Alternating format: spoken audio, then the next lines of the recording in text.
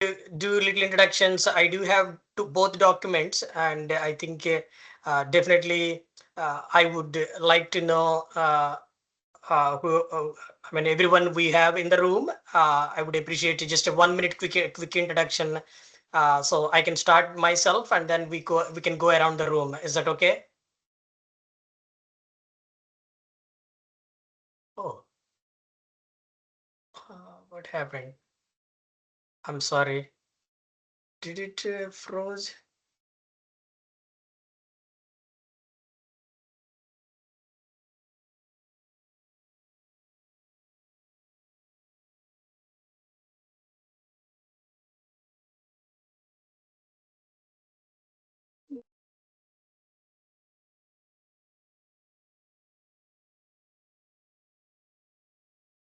October last summer did. We had like, things like 150 to 300 people walking. Yeah, it was the best one. Oh, 100%. Yeah, no, she has been hauling it, and doing, getting it done.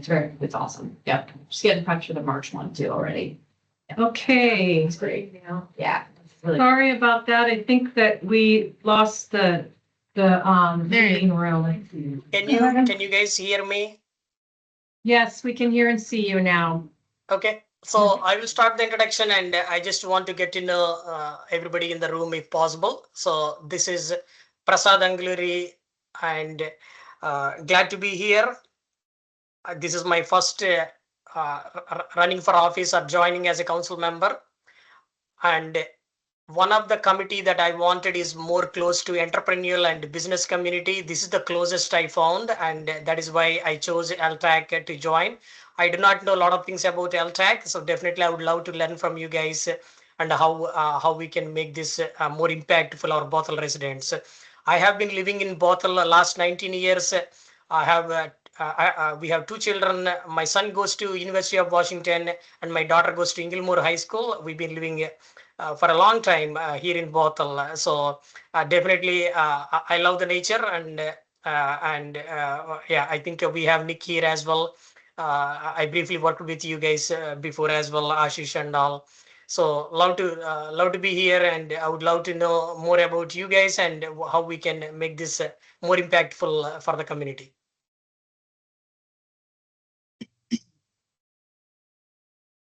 Thank you. Well, I'll start this way. Sandra Lee, as most of you know, and Prasad, I know you too. I run the Chamber of Commerce. I've seen you at many meetings. And that's it. Go ahead. Good. I'm Hannah Willard. I own the art gallery, Willard Art and Frame on Main Street. Nice. I'm Jesse Olson. I'm the hotel manager at McMenamins Anderson School here in Bothell. Ashis Joshi, Economic Development Coordinator at the city. Nancy Pipinich, I own the State Farm on Main Street. Great. I'm Nick Stroop. I'm the Parks and Recreation Director here. I know you very well, Nick. Okay, go ahead. Matt Ribbo, Zulu's Board Game Cafe, and just here to check it out. Thank you. Matt is a guest today, and he's joining us, which is great. We're happy to have him.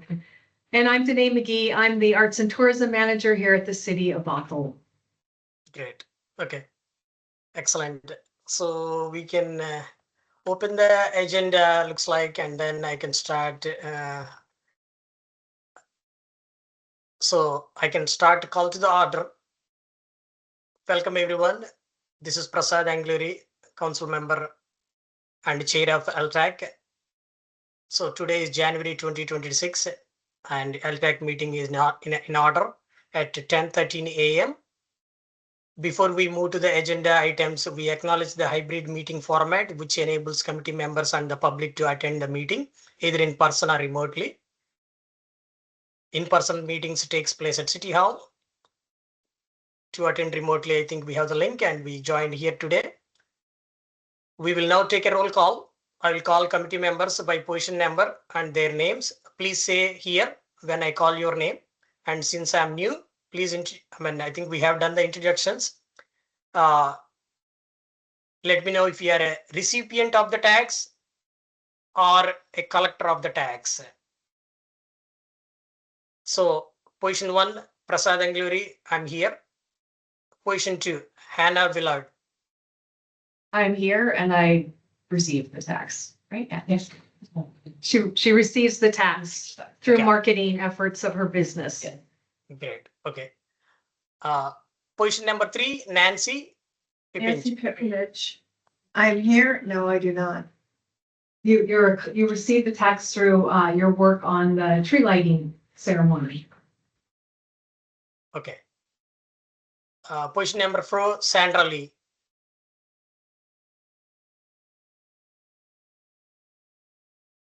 Oh, did I lose again? Hello. Hello.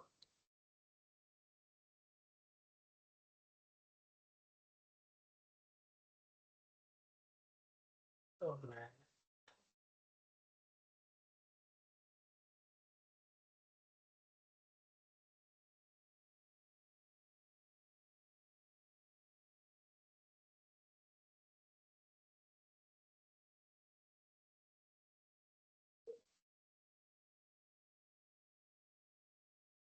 I'm sorry. I think it's kicking me out. Can you guys hear me?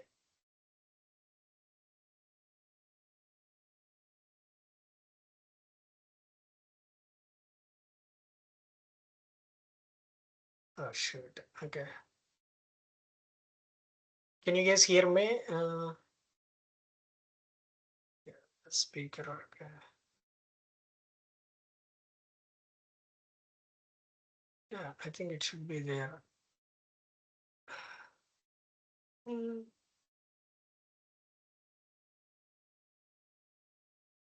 Hello. Hello.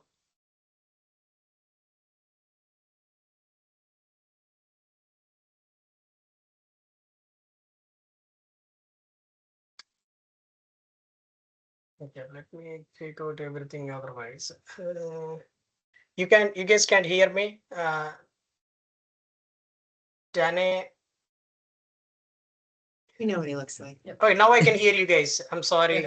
Okay, all right, thank goodness Ashish is here. Sorry. Okay. My apologies. I think we were just doing a roll call. Position number 4. I was at. Can you guys hear me? I just want to make sure. I'm sorry. Yes, Yeah. yes. Okay. Position number 4, Sandra Lee, please. Here, recipient. Position number 5, Jesse Olson. Yep, I'm here and I guess Collector. collector of tax. Got it. Okay, great. And position number 6, Billie Jean. Billie Jean is absent and excused. She could Yeah. not make it today. Position number 7 is open. So is that currently how it is? Correct. Okay, great. Okay. And if there are no changes to the agenda, I ask a motion to approve today's agenda in order to, and content. Motion to approve the agenda. Seconds that. Great. We got a second, right? Yeah. Correct. Great. Okay. Excellent. And do we have a motion to pass? You want to try to do this because he's not. We received a second, so now we just need a vote to approve the agenda as it stands. Go ahead, please. So- Yeah, we need to approve the agenda. So if everyone could raise their hand, that approves the agenda. So everyone approved and it passes unanimously. Great. Great. Okay. And then moving on. So the public comment, okay. Yeah, we have a public comment. Do we start with that, Adina? Yes, you can read the statement that's there. Very good. And then if there are any public comments, that would be the time that we would hear from the public. But I'll let you go ahead and read the statement. Great.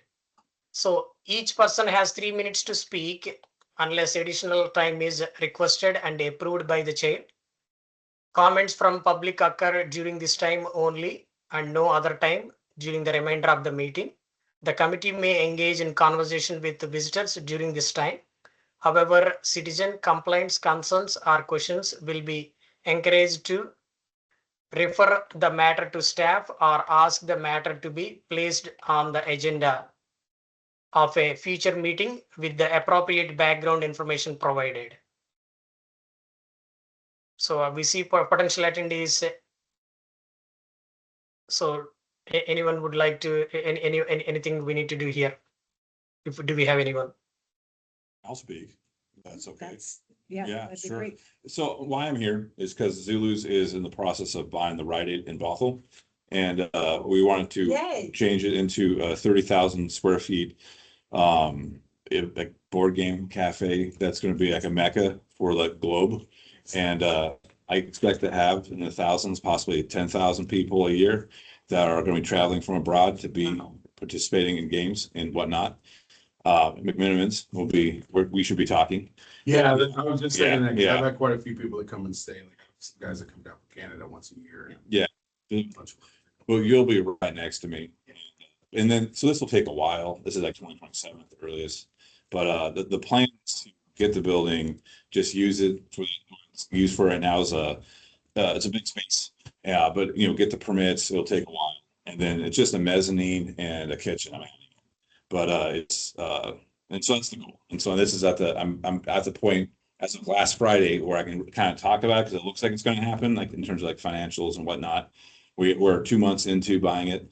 And I think we're a good use for with I think with because I've talked to you in the past. I mean, I think this is a no-brainer on a way to get people to come to Bothell in mass. Very cool. Yeah. So, and local and global, because I went to, I know I have 3 minutes, I'm trying to be fast, but I went to Essen and Steve Hobbs was there, the Secretary of State, and he put it on my radar that this area is the economic hub globally for gaming, both video games and board games. The board game portion is $100 billion market, and no one's trying to do what we're doing, and it's just to be the greatest on earth. And because no one's trying to do that, and I think we can't, we'll just be, which sounds nutty, but to be the best board game cafe in the economic hub of a $100 billion market.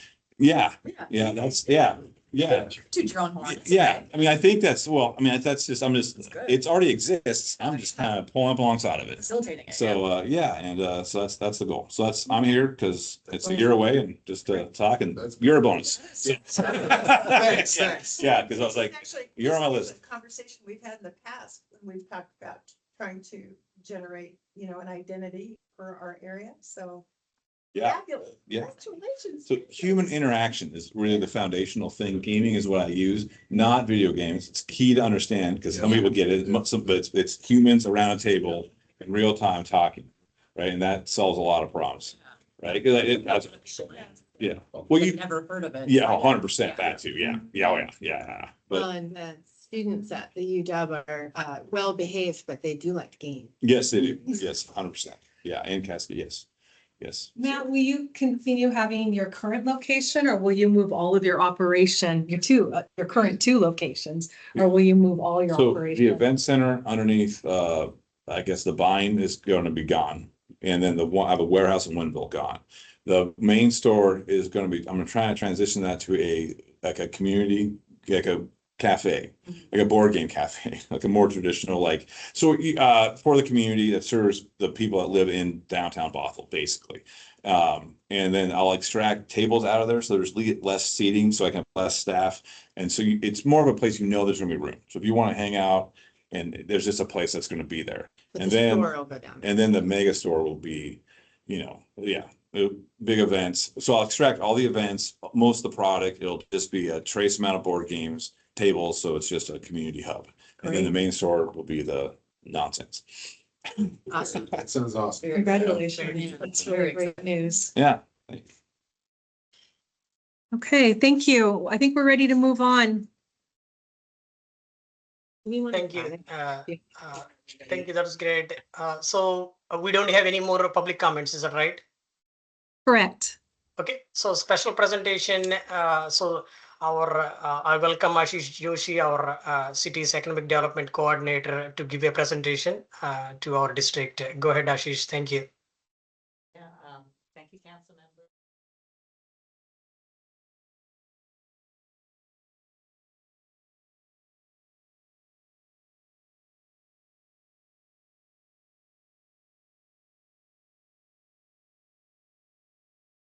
Ashish, okay. Okay. Are you speaking? I'm not able to hear it at this moment.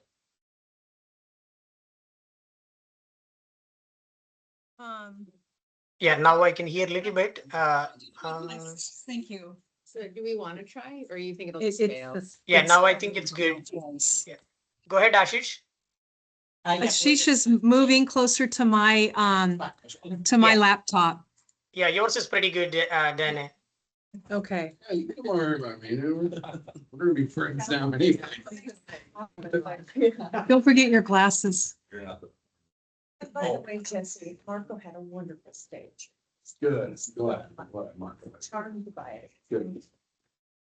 All right. I keep it on your side, Danae, actually, because then Yeah. everyone can get the angle. Can you see it? For everyone else. Oh, sorry. Can everyone see this? Yeah. Can you see it all right? It's a little glare, but that's okay. I'll listen. Oh, yes. So, this will be a relatively quick presentation, just a quick update. So at the city, we're working on a pilot project, covering a lot of items that we kind of mentioned, previously. So, we mentioned, the nice, element of the expanded area of the lights, during the holidays. We often see kind of how outdoor dining can affect certain businesses as well.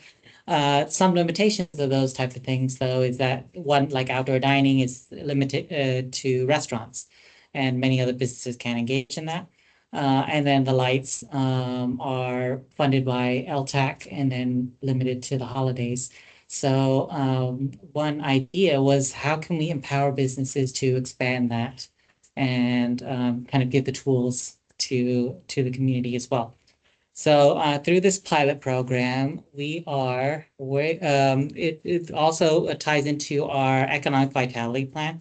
Last summer, we passed the city's first ever 5-year strategy and action plan for how we can create a sustainable economy that brings living wage jobs, brings support for small businesses, and brings district identities that can be built upon and build upon that balance of employment, small business, large business, transportation, everything that we do in the city. So all that is there's a lot of ingredients in that pot, but we want to be able to connect all of those and help them build off of each other as well. Okay. So, yeah, this is just a quick update. And so this brought us to our opportunity where every 2 years we work with the Port of Seattle for a program spreading economic development through the Puget Sound region. And we wanted to pilot something that will support business retention and expansion for our small businesses. We're seeing a lot of growth in Bothell, and how can we keep the identity that people love, and then help them grow with the city rather than kind of traditionally you'll have changes and displacement and things like that. And then how can we support tourism, which is matches what we're all here today for. And through district identities, and as visitors come in from 50 miles or more, how can we showcase, we have a lot of character, that we are very welcoming, we're very vibrant. How can we make that even louder and more in visitors' visual experience as they visit Bothell? And then at the other side is placemaking. So how can we, with the vitality plan, with visitor experience, when they come to downtown, they come to Canyon Park and maybe North Creek in the future, how can they feel the experiences of Bothell and different experiences as well, so that they feel a connectivity, they explore and engage with all the elements. So that bore an idea where how can we pair some of our businesses in our downtown, which is the limitation of this grant that we work with the Port of Seattle for, because yeah, it covers the King County side, which is mostly our downtown, and pair that with some of the opportunities that we have uniquely in 2026, with so many visitors coming in, how can we experiment a little bit with that crowd and learn some tools that we can build the sustainability and vibrancy of the city from those things. So pairing our creative economy with our local businesses to develop ideas for the frontage of the businesses, and then the city can get involved where we can help with some of the permitting and elements like that and the guidance through that process. But through a lead artist, designing some of that with the input of the businesses and creating a test for that seasonal activation and series of activations through downtown, so that when a visitor comes, they will, as they can see on the map, start at City Hall and then walk around. So 15 minutes you can get to from City Hall to the campus. You can go through the park at Bothell Landing through the trails. And then you can also go up towards 191st and experience some of our businesses that sometimes they get missed. So we have a few businesses up there, and then just spread through downtown and spend their time there. So that's some of the origin of there. We are in the early work with the consultant, Elizabeth Gahan Studios and Uncommon Bridges are the two organizations, and developing how can we get some of the elements of the idea and then connect with the businesses to refine what does the business community feel like is the idea of the city of Bothell, that they want to welcome someone, and what do they want to showcase, and then just do a pilot implementation of that. So that's what we're working on. The estimated and pilots should be done before World Cup, so May and June.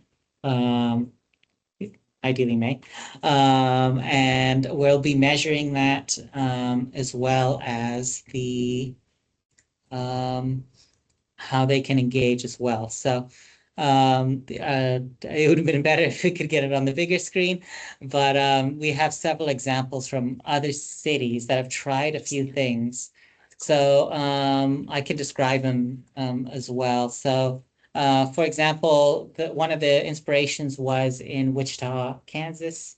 They have a front porch program, and they work with businesses to design something in their frontage area. So they have a toy store, and they where outdoor dining for a restaurant would be, they kind of have a little bit of a play area, games area, but more decorative toy store, so that you can see the toy store even before entering it. There is in Maine, the downtown area works together. They were on an initiative called Paint the Town Red. So for Valentine's Day, every business does some version of either putting a heart on the outside, wrapping their windows, and making sure that you feel like I'm in that area. And then another example is in Washington, D.C. and other areas with cherry blossoms. They put decals in the windows. They decorate with garlands of cherry blossoms, and there's different seasons and can apply to, so that you have a unique theme, and you have a collective theme too. So you can walk, and I feel like I'll want to walk to the end and experience all the specials, all the experiences from all the different types of businesses. And the main focus is that they enter the businesses and provide some economic impact rather than just passing by as well. So it's an invitation. And then we are also working with a sub-consultant for a test on how we can navigate people through the area as well. So it's a program called Hello Lamppost.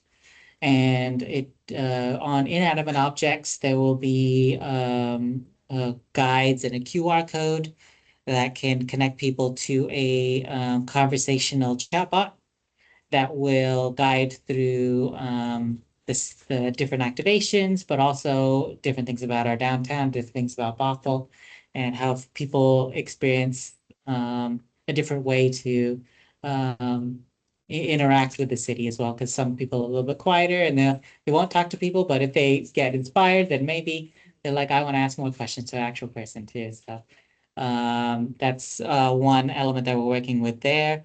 And then the biggest thing around this is also partnerships. So partnering with the businesses, we're very fortunate to partner with the Chamber of Commerce and the students at the UW Bothell campus, and working with them to help bring that identity, but also how can we have that identity, we have the activations, how can we still make it even louder and tell people about it, market it, and then from all that, create a sustainable and repeatable process. So if someone wants to apply for an outdoor dining permit, they know I need to do this, this, and this, and then I can get an outdoor dining permit. If they want to do something like this and work with the other businesses, this will create a pathway. So it's like, I know where to start at least. And then they can talk to the city, they can talk to other businesses, and then develop things for other seasons in the future. So pass this pilot. So that's the goal of Welcome to Our District. And yeah, the lot of different ways it can go. But the main thing is that it is a pilot that can test towards many different other iterations. So kind of planting that seed. So yeah, and so that's the majority of it. I mentioned the timeline already, and I'm happy to answer any questions.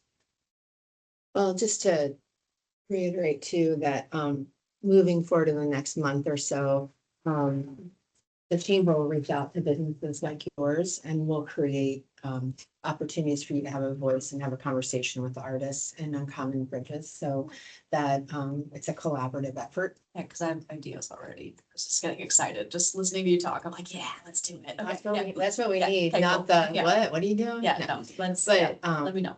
Yeah, Yeah. no, we're gonna have several different meetings at different times, so we really get all the businesses and, you know, the ones that are open till midnight, don't really want to meet at 7:30 in the morning. Yeah. So, yeah. Are you hearing us okay, council members? I am. I'm not seeing you guys, but I don't know if the camera can be turned on. But I am hearing very nice. All good. Okay. So sounds good. Thank you, Ashish. Yeah. Now let's see the next item. I think we have in the agenda. So presentation new business. So I'm going to the new business consideration of October 21st, 2025 meeting minutes. Of course, I was not part of it. Do we want to do anything? I mean, like, do we need to approve the meeting minutes from October 21st? Please help me. Yes, we do. If you would like to entertain a motion, and then a second, and then we can vote if everyone is, unless anyone has any changes to the minutes. Okay, I would like to make a motion to approve minutes from October 21st.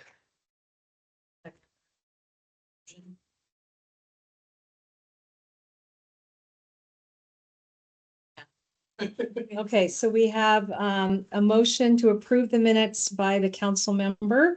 It was seconded by Jesse. And then if everyone could raise their hand if they approve the minutes. Okay, council member, everyone approved the minutes, so it has passed. Great. Okay. Thank you all. Moving on to the Woodinville wine country and sip and stay. So that's the next business item we have. Yes, I can talk to that. I'm going to give a little bit of background information. This is mostly for you council members since you're new to the committee. So Woodinville Wine Country is a nonprofit membership-based hospitality association located in Woodinville. They support over 100 local wineries through marketing, education, and advocacy. Members, they're a membership-based organization that help fund their staffing, their website management, and marketing tools. And Woodinville also provides training to their members. The executive director recently stepped down and the board has begun recruitment.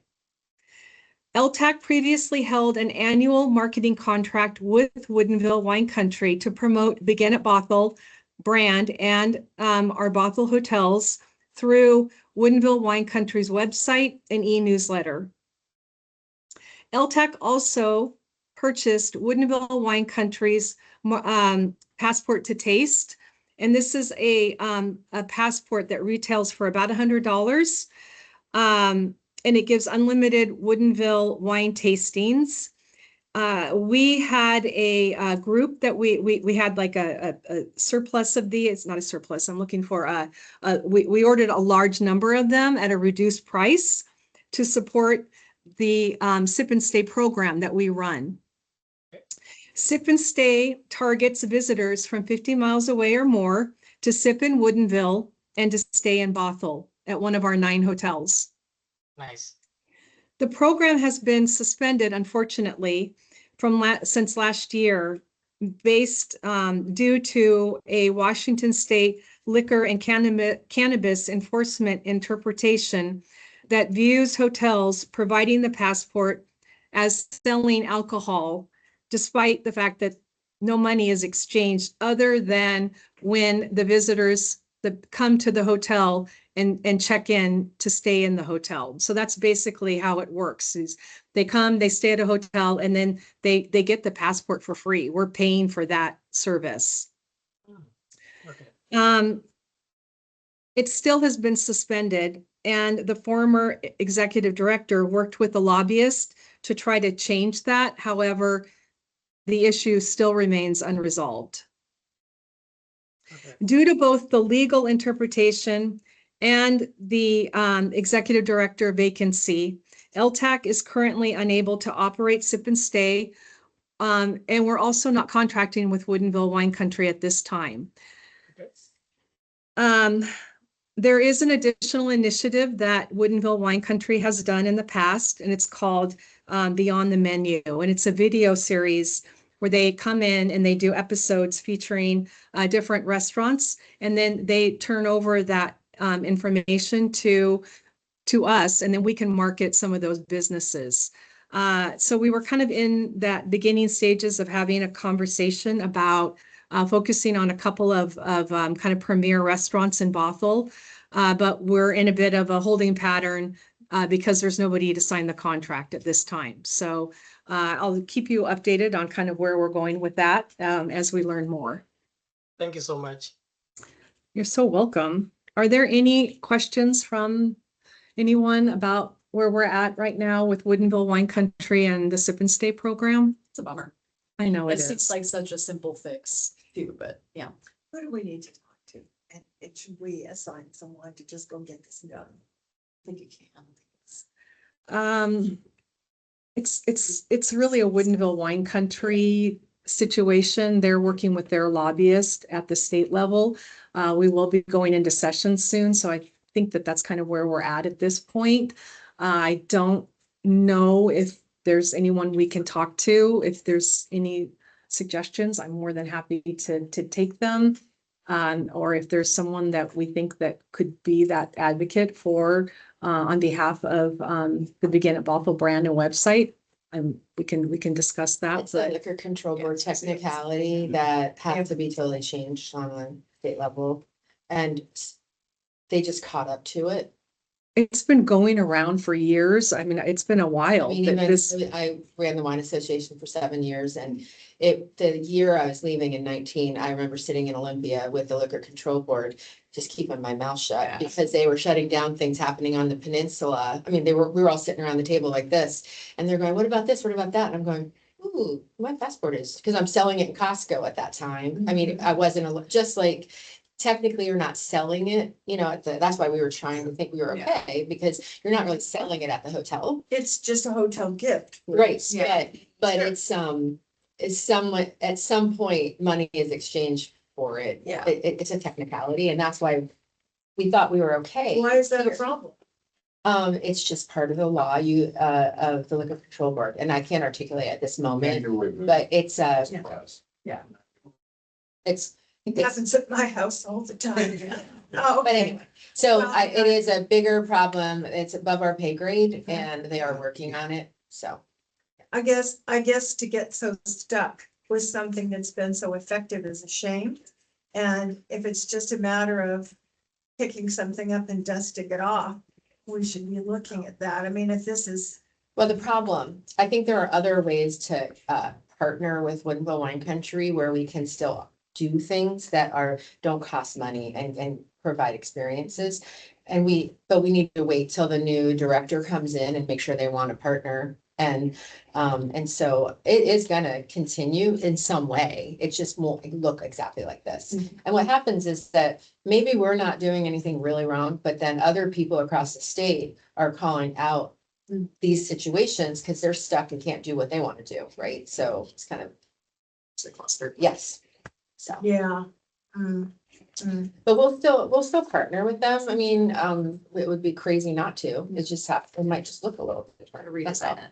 Well, and yeah, I don't have an issue with any of that. I'm just thinking that we don't have a program right now. And one of our jobs is to make sure that we're keeping these connections going. Well, but You know, and I was just trying to figure out if there's something that we could do, if somebody knows somebody who can just go, knock on somebody's door. When and the say, "Hey, legislature help us out here." is in session, Uh-huh. I think that would be a good opportunity for us to advocate. And I can keep you posted on when that happens and when the lobbyist that We're gonna talk represents about that. Woodinville Wine Country will be talking about I mean, that. And then, if we don't have any influence and this isn't our thing, you can just tell me that, but I'm We just don't. thinking if we need to do something. But Okay, you know what? don't. We don't. But I will tell you something. We're getting stuck on one passport, which was pretty cool. Don't get me wrong. Yeah. But just working with Woodinville and being marketed and being on their website and having that exposure and paying for the privilege of having it is good. Still valuable. So we're still helping put heads in beds and making that synergy happen, right? So, Just wanted to make sure there wasn't something Yeah. this Yeah. committee needed to do that where we have some influence, where we can get something done. I just hate to see something get stagnant because nobody wants to it's a great question. grab on the hold and do something. And I'll keep you all posted on where we're at with Okay. with the lobbyist. Okay. there isn't one association or member organization in the wine community in Washington that isn't pushing to have a little bit more liberty in those areas. So we're working on it. Just so many antiquated laws and technicalities. That'd be nice to clean. Add it to your wishes. Yeah.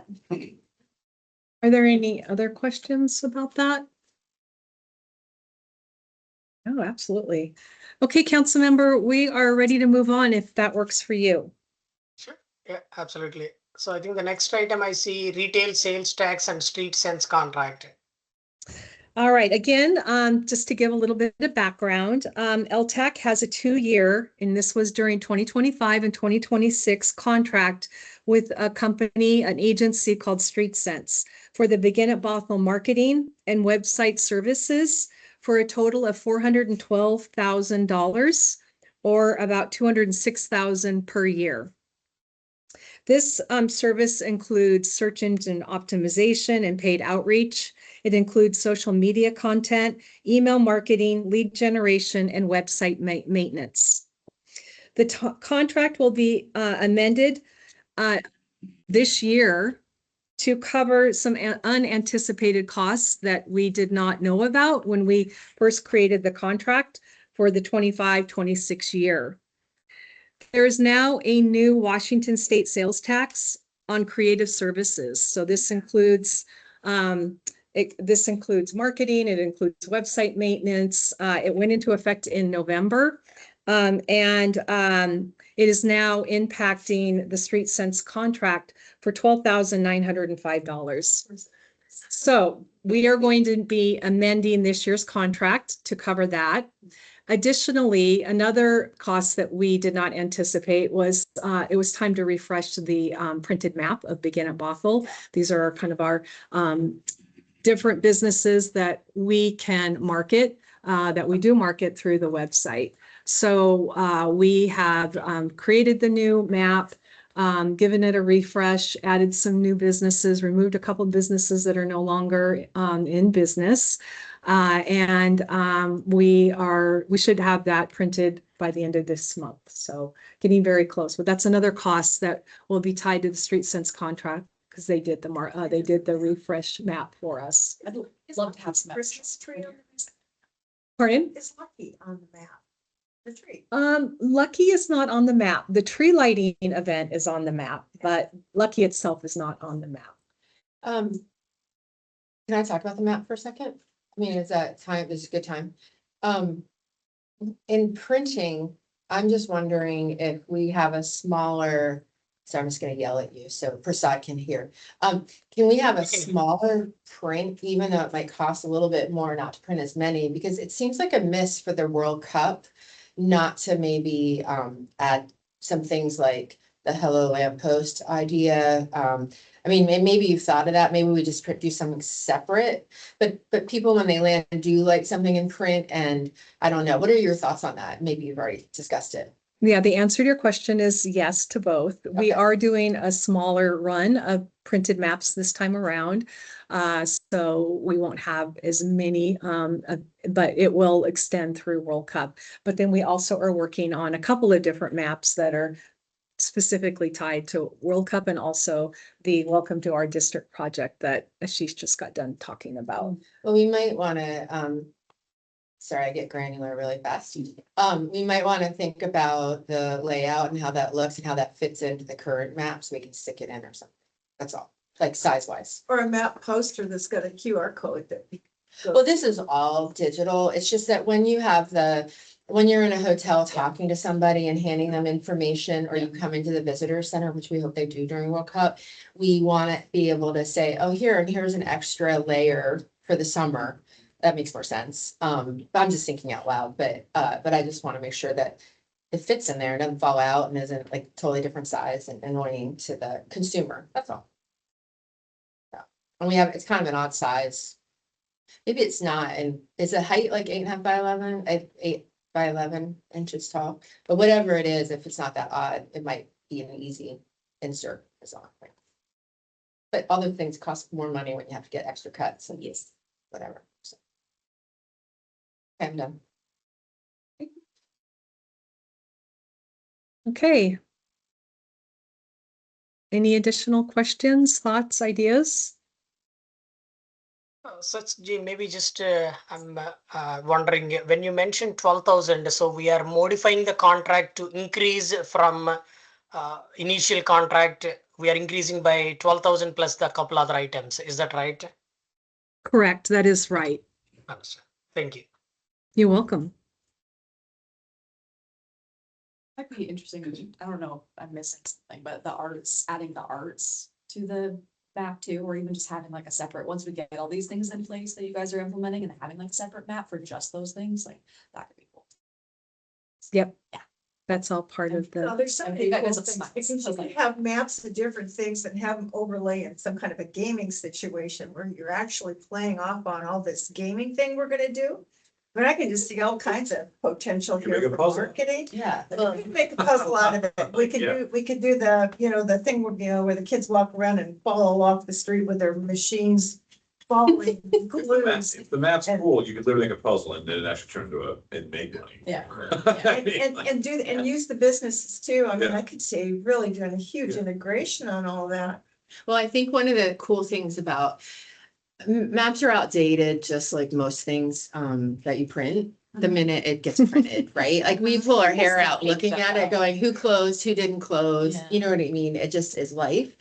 But it always points back to the website, beginning of Yeah. Bothell. And so when we create Sure. those things and we get more of the welcome to our district done, it'll just point back to the website that goes there. Yeah. But I just think even having puzzle pieces, just the graphic of puzzle pieces I mean, Lego is, you can't use Lego, but I mean, a Lego like building blocks or bricks or puzzle pieces where there's a visual with some of these things you're talking about on the storefronts where there's a tie-in with, I mean, if we're gonna draft off of this gaming opportunity, why would we not do that?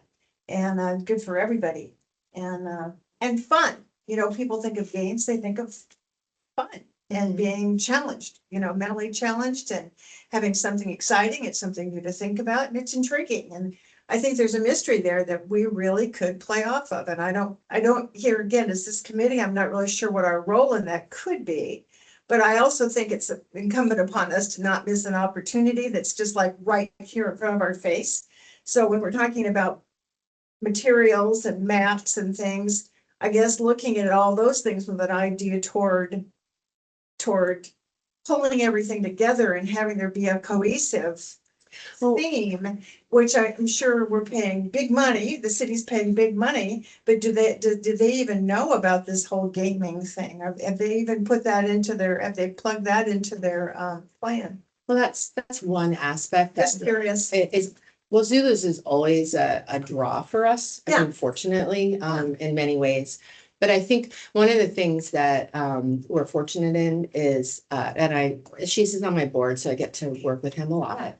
And that Hello Lamppost gives, the Hello Lamppost he's talking about and the guiding people around gives us the nimbleness that we need to react to that. So that the Hello Lamppost might be a pilot for the World Cup, you know, and the Welcome to Our District. I don't really understand what that is. Is that like when you go to the zoo and you put your card in and it tells you all about the animal? Well, that cage? almost, but it's more like a QR code and you get to scan it and you get to learn and it kind of takes you to the next thing and the next thing. So it's sort of like a puzzle that you're putting together and it's guiding people. Like I like Ashis's example. He's more articulate than I am, but it's like a comb. So you remember the comb that was like that and then had like the handle, you know?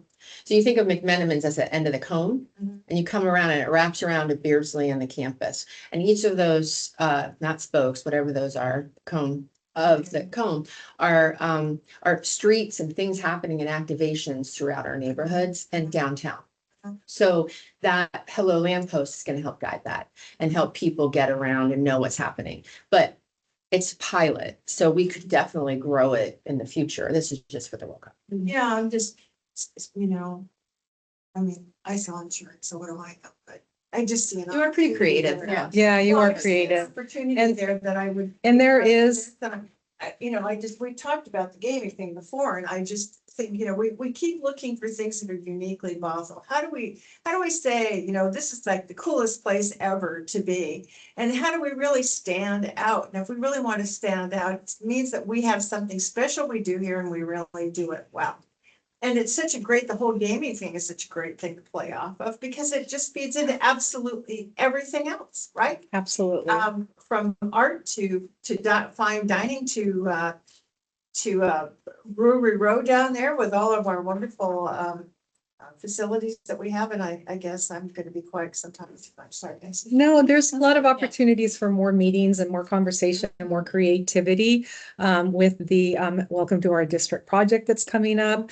There's also a lot of great art projects that are happening in 2027 or 2026 because of World Cup. So we've got a lot of activities occurring that will all be part of the Hello Lamppost marketing that we'll also be doing through Begin at Bothell and the story that we're telling there as well. Because Elizabeth is part of her being hired was part of that too, right? Correct. What was her Correct. last name again? Gahan. Mhm. Gahan. Who is Elizabeth? Pardon? The art curator that is going to help spearhead the The project. Welcome to Our Yeah. District. But yeah. Okay. Is it all right if we move on? Yeah, we can move on. Yes, please. All I right, think so I see the old business, old cup. Dene kicks off the conversation. Go ahead, please.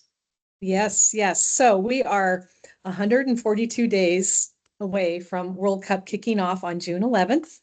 It's very exciting this year. It's a tournament that's held every 4 years. And for those of you not familiar with World Cup is literally playing the most popular sport in the world.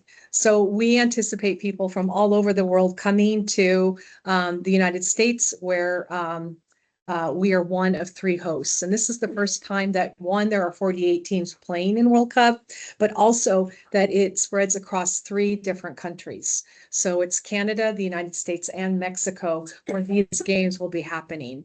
And it's a world tournament, and it attracts people from all over the world. And it's about a 2-month-long competition. What's exciting for the Pacific Northwest is that Seattle is hosting some of these matches. And these include the United States, Belgium, Australia, Qatar, Iran, Egypt, and likely Italy will all be here. So this is an opportunity for us to be not only welcoming people from all over the world, but also from these countries. They'll be coming here to watch their countries play. Did you say Iran? Mm-hmm. Okay. There are some countries that may not have representation as much as other countries, and we understand that. So there's all of this work going on at a global level, and then you start getting granular and you start looking at things, you know, from that standpoint of where games are taking place. We've got Seattle, we've got Vancouver, British Columbia, we've got San Francisco, and then, you know, Mexico City. And then we start getting down to that point where we're looking at what's happening here in Seattle. And Seattle's working really hard to prepare for World Cup. So they are working around the clock to make sure that light rail on the east side is completed before World Cup. And it's right now spearheaded to be completed in May. They're doing marketing. They've created FIFA fan zones at Seattle Center and other locations such as Spokane. There's one, I think, in Bellingham as well. And then Bothell, getting even more granular at the local level, Bothell is plans to host its own World Cup watch parties and events. So the city will be hosting some World Cup watch parties. We're calling it our World Cup Village. And kind of similar to this notion of welcome to our district, we're also creating this village atmosphere, and we're partnering with UW Bothell and Cascadia College to have watch parties on the campus, as well as pickup soccer games. And these pickup soccer games are huge internationally. People just love to just play, and they just need a field and a place to do it. So we're providing them that resource. Have you decided the dates yet or no? No, I mean, the United States is playing Australia on June 19th in Seattle. So I'm sure that will be one of the watch parties we have. And the reason why we are looking at watch parties at the local level is that not everyone is going to want to go to a game or even afford it, or they may not even want to go all the way into Seattle to Seattle Center. They may want to be staying something more local and more small and more quiet and relaxed. And so I think that's it's a great solution. Oh, yeah. There. it's a great way to welcome our visitors. And then we're also having conversations with McMenamins and Beardsley that have larger screens and the potential for watch parties in those locations, or at the very least, just having the games on so that they can be live streamed and you can go and sit in a bar if that's what you prefer to do. So we're providing all of these different options. And then we also have all of the events and activities that we are planning. There will be, we have the City of Bothell Arts Commission has a grant program in place. We have a number of actual events and activities that will be activated at the same time of World Cup. So we'll be able to market that through Hello Lamppost, as well as through a map, as well as through the Begin at Bothell website. Do our summer nights start that early, or is it's later, right? It's in July. Yeah, but that World Cup is still going on then. Yeah, So yeah, this will be the summer. I was just curious. the 4th of July festival is also just going to be a Yes. great opportunity to,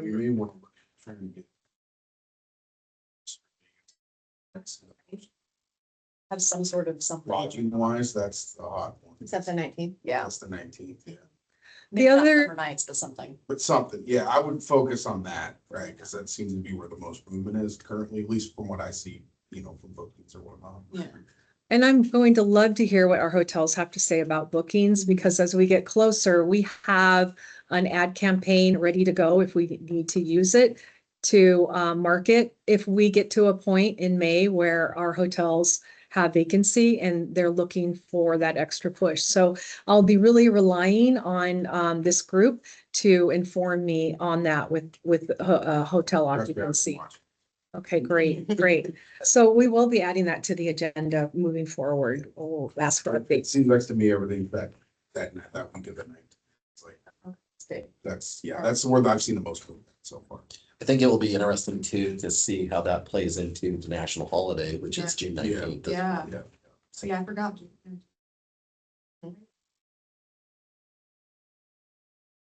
All right, let's see. I think that concludes my presentation on World Cup, but I'm also happy to answer any other questions if anyone has anything that they or any So- more. Yeah, just a couple things, Dene. Thank you for all that. That really helped me. Definitely, that's an exciting thing for Seattle, and why not we do some noise from Bothell, and we are already a beautiful city. Whatever we can do, let's make it, more welcoming. I completely agree. And is this more expense we are investing, or is there a revenue potential also from LTAC? I think, of course, people will be staying in the hotels and all. With the watch parties and anything that we are planning at this moment, is it more an expense on our financials, or are we looking any more revenue also to create along with it, if I may ask? That's a really great question. We are been very mindful of our budget because we really struggled during the pandemic. As you can imagine, with everything closed, our hotels weren't bringing in the revenue that they typically bring in. So we saw our revenue go down. We also have been tracking what we have available to keep in reserves so that if something like this were to happen again, we can continue having a presence from a marketing standpoint with the Begin at Bothell brand and website. So unfortunately, we chose, and back when we were looking at the budget for 25-26, not to invest any additional marketing or event management for the website or for the World Cup. So the activities that would be taking place through the city channels are coming from the city's general fund dollars. So I don't know what that budget is, but they have some funding that they're dedicating to the watch parties at UW Bothell and Cascadia College. And then we are using our already established marketing budget to tell the story and we're about World Cup, and we've already started increasing that. So before we might talk about World Cup through our marketing and advertising channels like on a quarterly basis, but now we're starting to pump it up and ramp up, and we're doing it monthly. And as we get even closer, we'll probably be doing it twice a month instead of just once a month. But that's within the existing contract with Streetsense that we already have in place. Got it. Okay, understand. Thank you. And how about we don't need to go in, but did we thought about building any more additional revenue because of this World Cup? Can we have? I understand on the expenses, at least we have a budget, and we are not investing too much or spending more. Do we have any ideas where we can make more income for City of Bothell? Well, there's the City of Bothell's general fund dollars, and that's separate than the LTAC dollars. The LTAC dollars, and I'll go into this in a minute when I talk about the budgetary planning for 27 and 28. I'll kind of go through that. And if you don't mind, maybe I'll start there. And then if you have any questions to follow up, we can talk about that. Very good. Okay. Does that sound okay? Yeah, absolutely. Thank you. Okay. All right. So moving on to budgetary planning for 2027 and 2028. The city operates on a biennium budget cycle, and it's currently implementing the council adopted 2025-2026 LTAC budget. It is now time to begin discussions on recommendations for the 2027-2028 LTAC budget, which council will adopt in December of this year.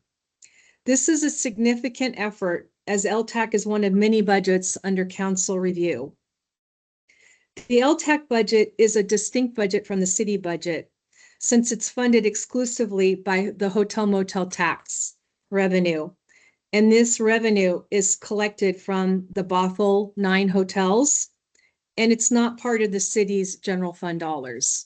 So everything that we do, council member, for LTAC comes from this hotel motel tax.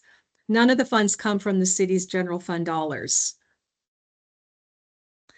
By law, the hotel motel tax revenue may only be used in 3 ways. Marketing to potential visitors 50+ miles away to drive overnight hotel stays. Developing and marketing events or festivals to visitors 50 miles away or more to drive overnight hotel stays. And tourism-related facilities such as a visitor center or a convention center. By March, staff will have finalized the 2025 revenue and expense data, allowing for realistic projections for the 2027-2028 budget. So I'll be bringing forward where we're at financially as we think about 2027 and 2028. So currently, LTAC funding focuses on 2 of those eligible funds uses. So we focus on destination marketing and tourism facilities, specifically the visitor center. Several major contracts that we currently have in place will be expiring during this biennium, making this an important time to review our funding priorities. These include the Streetsense marketing contract, the 5-year agreement with the Bothell Kenmore Chamber of Commerce to operate the Main Street Visitor Center, and the Holiday Lights contract. These were, and then a couple of those contracts, when we started contracting with them, we contracted with them because we did an RFP, which is called a request for proposals. So we put it out there and we said, please apply and give us your proposals. And that's where we have those 2 contracts right now in place. We did not do an RFP for the visitor center. That's something that we've always contracted with the chamber on.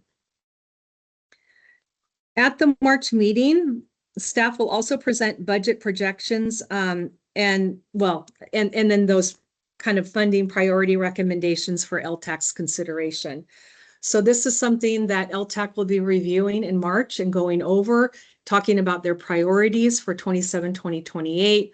And then at that point, staff will move forward in putting together a budget for 2027-2028 to give to the full council for their consideration and their final approval. And then once we have that approval, then we'll know how we can spend our 2027 and 2028 dollars. You said that they're figuring, or they're able to see all the 2025, like what the spending looked like in May? Like they should be In March. March, thank you. So the Department of Revenue provides the funding on a 2-month delay. Okay. So we won't know what revenue for December is until end of February. Sure. So in March, we'll really have a very strong idea of what we did for 2025. And the other important thing to know with our budget is that it's kind of like a savings account, and this is different than the general fund.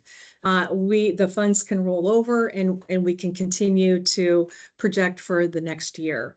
But we're also in a bit of a guessing game. We never really know what the revenue is going to be until it actually comes in. Yeah. So it'd be interesting to kind of see what happens too, because of World Cup, like for next year's, just kind of analyze and see what happens in 2026 versus 2025. Absolutely. Yeah. I know the 2024 was banner year. 2025 Canadian travel was down 50%. So that continues to be the trend and probably be 50% less than it was this year than I was. Did you hear that, council member? But World Cup may boost that back a little bit, you know what I'm saying? It's the Canadian travel is down 50%. So how did that affect you and beds? I mean, that's the 7-8% that I'm probably down. Did you say 7 to 8%? Yeah. Okay, I couldn't Yeah, tell. Okay. if that makes sense, right? So that's, Yeah. but 2024 was so great for our location. Like we broke records for revenue down there, right? But then 2025 with the Canadian travel being down, group rooms down a little bit, then we come in behind, right? It's kind of what we're looking at. We also had a presidential election. For Yes, sure, yes. that was yes. also part of it, I think. I think too, I know Kenmore Air was saying they were about 20% down because of Canadian travel. Does that have anything to do with the differential in money? I don't know. Well, I think Right now. at the end of the day, when we're looking at budgets, we might want to be conservative by at least 10%, not knowing if it's going to go back up, that's going to take. Because likely everything changes and the wind goes the other way and Yeah, they start coming back down more. but she reminded us it is a savings account. Yep. so. What was the budget in 25, 26? Like, I mean, so you have to project this out and then you get reimbursed, Yeah. right? So then what was the budget in 25 and 26? So on the expense side, we budgeted $450,000 and we did have for each year. But we did not bring in that much revenue. So we are eating into the reserves that our goal was to always have $400,000 in reserves. And we are starting to eat into that. So, and that continues to happen. I don't anticipate us doing as well as 2024, based on what you've said. For 25. Yeah. For 2025, numbers are down. So I'm anticipating revenue at about maybe $425,000. So at the March meeting, we'll take a look at kind of where we're at with a recommendation for spending and what percentage we want to dedicate to what areas of our projects. Yes. For the website and the marketing. You have to have that. Which is, the bread and butter of it. Yeah. So that is a choice though, and I want to just be clear that, you know, it is an opportunity to weigh in if you like that program or if you want to continue it, or you want to go a different direction. So that will be, you know, part of that conversation, hopefully in March as we continue to move forward, what your recommendation is. I think that the consistency and the quality that they produce is really, really good. I do constantly question the exact amount and meaning there might be room for other things. And I say that delicately because I know that not all of it goes directly to them. Some of it's paid advertising. I mean, so I think, and you've had spreadsheets before that kind of show that breakout. And I think us having that ahead of time to have a better conversation, and probably would have done it anyway, will help because I think, I think there's room there to.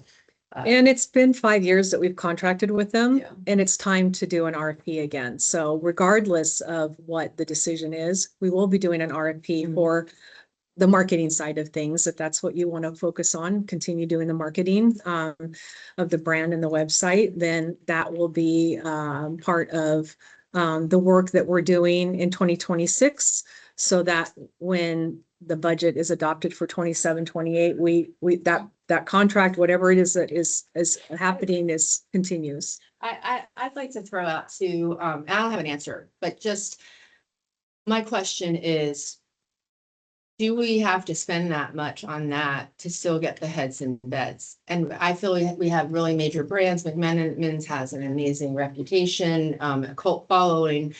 Like, I don't know that we'd hurt heads in beds by a slight change, but agencies, they all cost a lot. So it's not like they're out there and they're going to be like 100,000 less. They won't. But I think, and again, it's part of the conversation in March and with the RFP is, I mean, what do you think? And it's not like saying, oh, Begin at Bothell hasn't helped you, and I'm not calling that out. I'm just saying realistically, where do you find that your most heads and beds come from? And Well, first, obviously, the big brand It's huge, right? Like people do just come, basically, but our whole company, there's basically no marketing at all. It's kind of like you have to know it's there type of deal. I know that whatever marketing that Bothell does is always gonna help, but I think that a lot of people would come here to go to McMenamins just because it's the McMenamins and they haven't seen, Yeah. if they're a Mc fan, right? It's- Right. Well, and it doesn't mean like we're erasing something. I just think it's Yeah. the balance of, we've set up an amazing infrastructure and the website, and it costs money to keep it updated. But do the hotel brands themselves bring people in their point systems in, you know, or what percentage? Like you could say out of 9, 5 of the hotels have strong programs, right? That people want to stay at their Hilton or stay at their Marriott or whatever, Holiday Inn. But how would it hurt us if we weren't pushing to the other 4? And that's just an example. Would it really hurt our budget, and how are we pushing? I don't know. It's just questions I have. Are we in my gonna mind. ask them? Can we ask the hotels? Will they know? I mean, it just seems like it'd be a really good time since we're doing an evaluation. I mean, one of the things about Streetsense was it was all inclusive. And that saved you a lot of time in particular. And kind of sewed up some loose ends that were always a challenge. That's my memory of it anyway. And I think there's a lot to be said for that, and maybe just, you know, whether it's pulling back a little bit on the overall budgetary reasons or other opportunities, but I guess Well, I think I'm there with would you. be- How do we yeah. know? How do we know what the impact is? Is there a way for us to read that so we really understand? I mean, I think for what we're doing, obviously we think we've done a good job because we're sitting around here trying really hard to do a good job. But what is the impact on hotel stays? And is that really the main driver? That's where we spend all our money. But is that really the main thing that drives business to the hotels? I don't know the answer. You would look at the metrics of the website, so as Yeah, you the have click-through the rate. click-through rate, and then I mean, how many, yeah, so that's what you'd be looking at, and then does it. And we give presentations on that on it. You know, recently Streetsense was here I'm and saying the Right. McMenamin is a little different Yeah. as Anybody They else? don't- than anybody Right. else. We have a little different of a, we're. Yeah. I mean, When- Our company that have- Right. but there's 3 cool things in Bothell. Let's just start there. We have the Bert Gilman, we have the university, we have this guy. So like, that's our staples, right? So. Yeah, we got you too. Yeah, whatever, not yet. But no, those are why we're on the map. Right? And so, and then McMenamin's, it's not even close. It's not. Yeah, so I just think it's hard to a have big us shift. because, Yeah. I just think in marketing, we can spin a lot of numbers, and I don't mean that anybody intentionally spins them, but it can be in anybody's favor. I mean, Sure. to make it like seem super, super valuable. But at the end of the day, I do wonder if the Holiday Inn is fully booked and they're relying on 10 or 20% from being at Bothell or Well, not. I'd And like to it know might that. not be that easy to tell. Yeah. But that's my ignorance. I mean, well, that's our job though, is to figure out how effective are we being with the money that we're Well, spending. and So I how do guess- we measure.